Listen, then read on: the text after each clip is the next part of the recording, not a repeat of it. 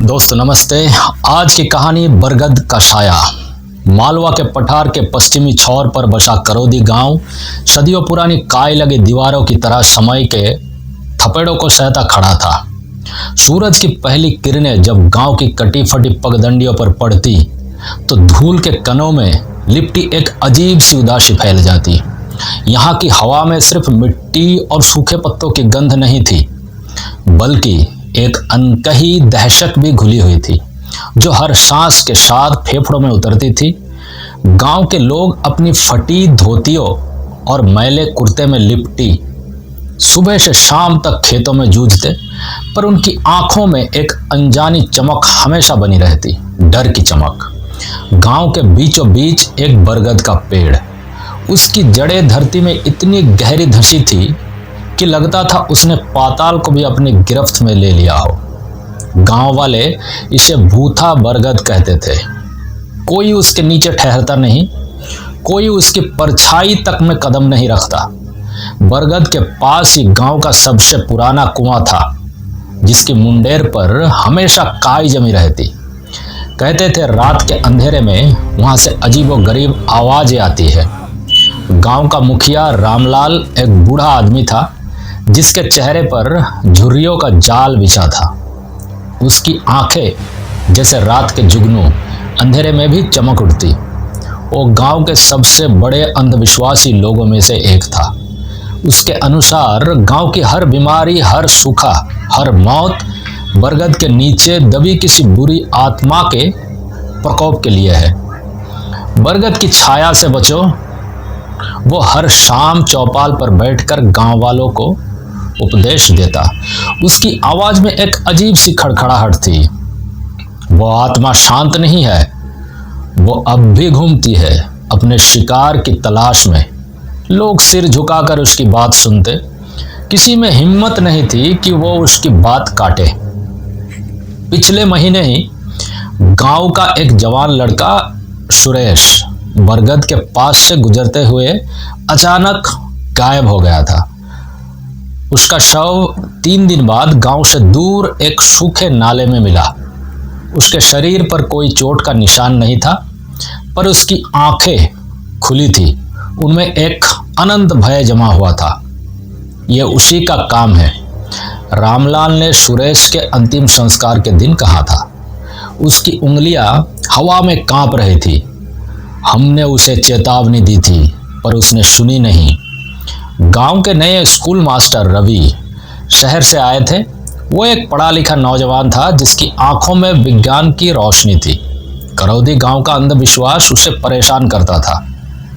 ये सब मन का वहम है रामलाल काका, रवि ने एक दिन चौपाल पर बैठे रामलाल से कहा। उसकी आवाज में सम्मान था, पर दृढ़ता भी। कोई आत्मा नहीं होता, सुरेश की मौत किसी और वजह से हुई होगी। रामलाल की आंखें सिकुड़ गई। उसने रवि को ऐसे देखा जैसे कोई सांप अपनी केचुल को उतार रहा हो। तुम शहर के पढ़े लिखे बाबू हो, रामलाल की आवाज में एक तीखापन था। तुम नहीं जानते यहाँ की जमीन का सच। इस मिट्टी में कुछ ऐसा है जो तुम्हारी किताबों में नहीं मिलेगा। सच तो यह है कि गांव के लोग डर के साये में जी रहे हैं। रवि ने अपनी आवाज थोड़ी ऊंची की। अगर कोई बीमारी होता है तो उसे डॉक्टर के पास ले जाने के बजाय बरगद की पूजा करने लगते हैं। यह कहाँ का न्याय है? जब तक बरगद की आत्मा शांत नहीं होगी, कोई डॉक्टर काम नहीं आएगा। रामलाल ने अपनी लाठी जमीन पर पटकी। तुम बच्चे हो, तुम नहीं जानते। गांव की एक युवा लड़की राधा रवि की बातों से प्रभावित थी। वो अकेली थी जो रवि के साथ खड़ी रहती। राधा गांव की सबसे सुंदर लड़की थी। उसकी आंखें हिरनी जैसी थी और उसके बाल कमर तक लहराते थे। वो भी इस अंधविश्वास से तंग आ चुकी थी। मास्टर जी सही कहते हैं काका, राधा ने धीरे से कहा। उसकी आवाज में संकोच था। हमें कुछ करना चाहिए। सुरेश की मौत के बाद बच्चे भी डरने लगे हैं। चुप रह छोरी, रामलाल ने राधा को घूरा। तू भी शहर के बाबू के बहकावे में आ गई है। यह गांव की मर्यादा है। बरगद हमारा देवता है और हमारी सबसे बड़ी मुसीबत भी। रवि ने देखा कि गांव के लोग रामलाल की तरफ है। उनकी आंखें डरी हुई थी, पर उनमें एक अजीब सी स्वीकृति भी थी। उसने समझ लिया कि तर्क से यहां काम नहीं चलेगा, उसे कुछ और करना होगा।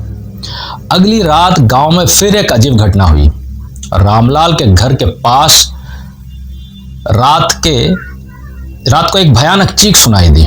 गांव के लोग अपने घरों से बाहर निकले, उनके लालटेनें अंधेरे में कांप रही थी। उन्होंने देखा रामलाल का छोटा पोता कल्लू अपने घर के आंगन में बेहोश पड़ा था। उसके हाथ पैर अकड़े हुए थे और उसकी आंखों में सफेदी छा गई थी। ये बरगद का प्रकोप है, रामलाल चिल्लाया। उसकी आवाज डर से कांप रही थी। उसने कल्लू को पकड़ लिया है। गांव के वैद्य, जो जड़ी बूटियों से ज्यादा झाड़ फूक पर विश्वास रखते थे, कल्लू को देखने आए। उन्होंने कुछ मंत्र पढ़े, कुछ जड़ी बूटियां कल्लू के मुंह में डाली, पर कोई फायदा नहीं हुआ। कल्लू का शरीर अभी भी अकड़ा हुआ था। और रवि ने कल्लू को देखा। उसके शरीर में तेज बुखार था और उसकी सांसें तेज चल रही थी।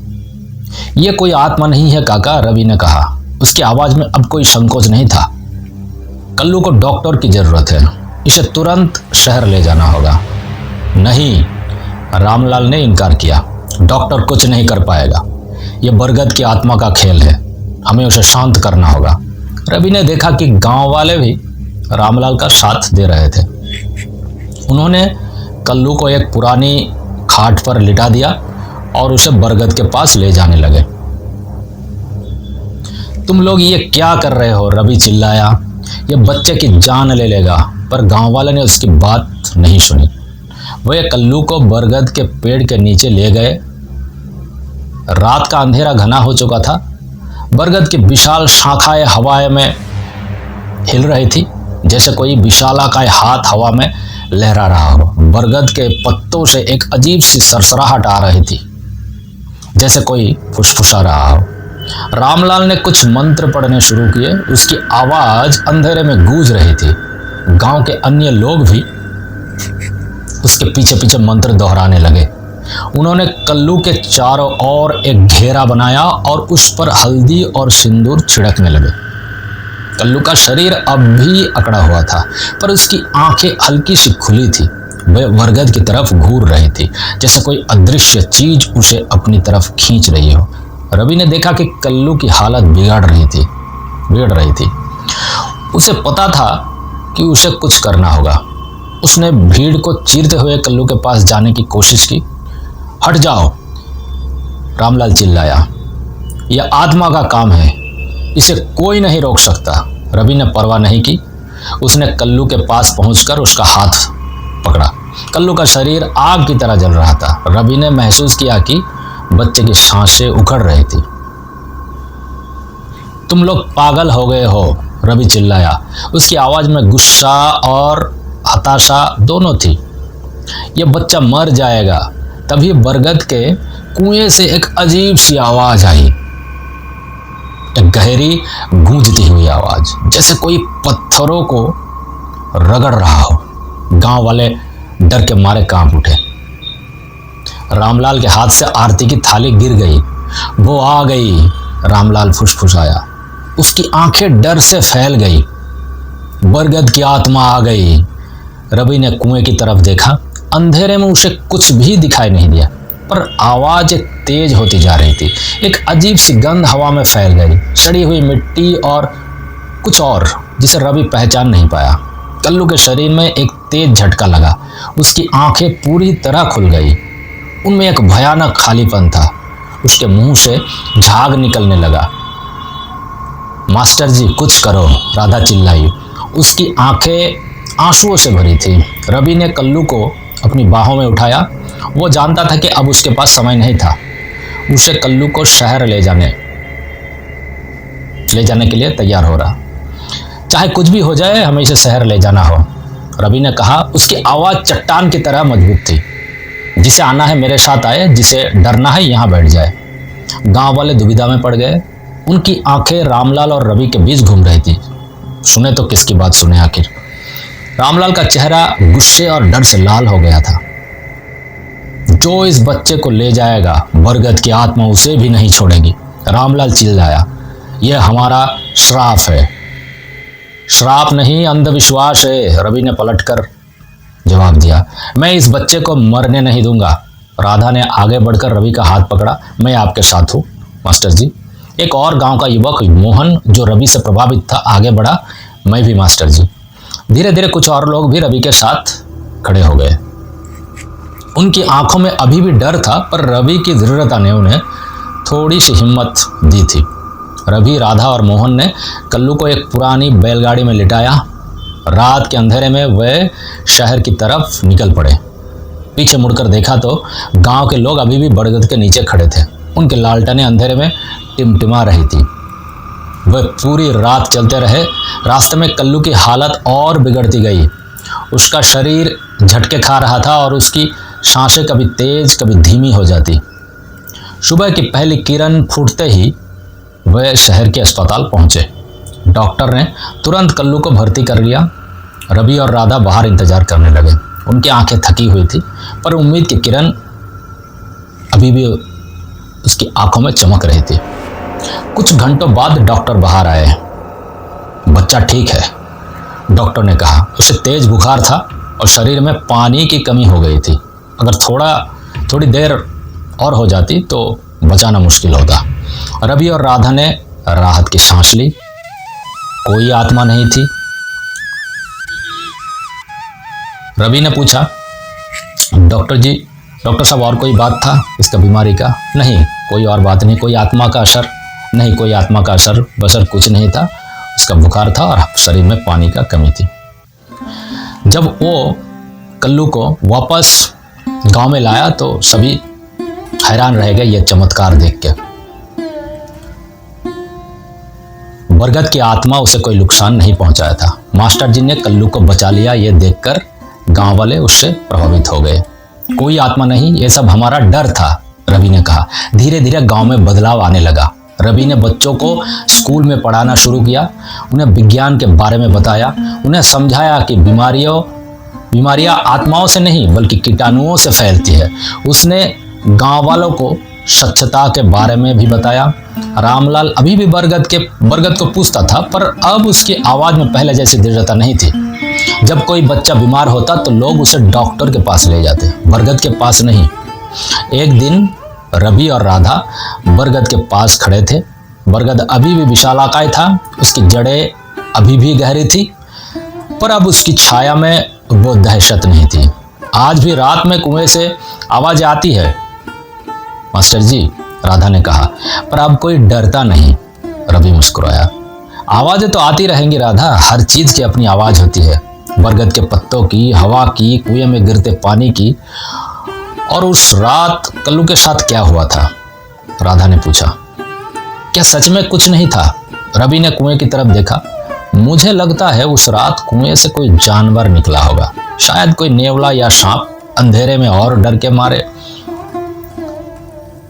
लोगों को लगा कि वो आत्मा की आवाज थी। और सुरेश, राधा की आवाज धीमी हो गई। उसका क्या? रवि ने एक गहरी सांस ली। सुरेश की मौत का कारण तो अब हमें ढूंढना होगा। शायद उसे कोई बीमारी थी या किसी दुर्घटना का शिकार हुआ। अंधविश्वास ने हमें सच देखने से रोक लिया या रोक दिया। गांव में अब भी कुछ लोग थे जो बरगद की आत्मा पर विश्वास करते थे, पर उनकी संख्या कम होती जा रही थी। रवि ने धीरे धीरे गांव के हर घर में शिक्षा की रोशनी पहुंचाई। गांव के बच्चे अब बरगद के नीचे खेलते थे बिना किसी डर के। बरगद अभी भी वहां खड़ा था अपने विशालाकाय आकार के साथ, पर वो सिर्फ एक पेड़ था, कोई भूथा आत्मा का घर नहीं। एक शाम रामलाल ने रवि को अपने घर बुलाया। रामलाल अब बूढ़ा और कमजोर हो चुका था। मास्टर जी, रामलाल ने कहा। उसकी आवाज में एक अजीब सी विनम्रता थी। तुमने इस गांव को एक नई दिशा दी है। रवि ने रामलाल को देखा। उसकी आंखों में अब वो डर नहीं था, बल्कि एक अजीब सी शांति थी। यह सब आपकी मदद के बिना संभव नहीं था काका, रवि ने कहा। आपने भी बदलाव को स्वीकार किया। रामलाल ने सिर हिलाया। डरना आसान होता है मास्टर जी, सच का सामना करना मुश्किल। उस रात गांव के लोग चौपाल पर बैठे थे। अब वहाँ सिर्फ रामलाल के उपदेश नहीं होते थे, बल्कि रवि की कहानियाँ भी होती थी, विज्ञान की, दुनिया की और इंसान की हिम्मत की।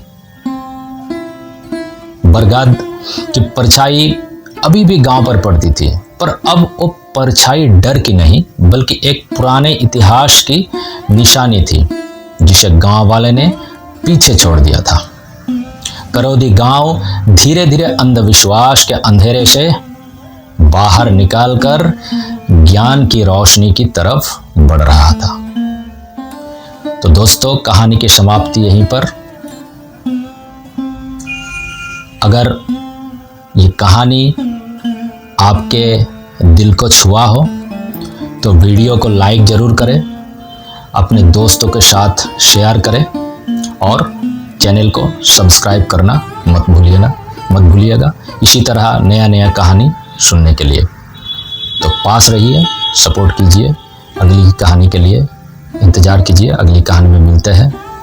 जय हिंद।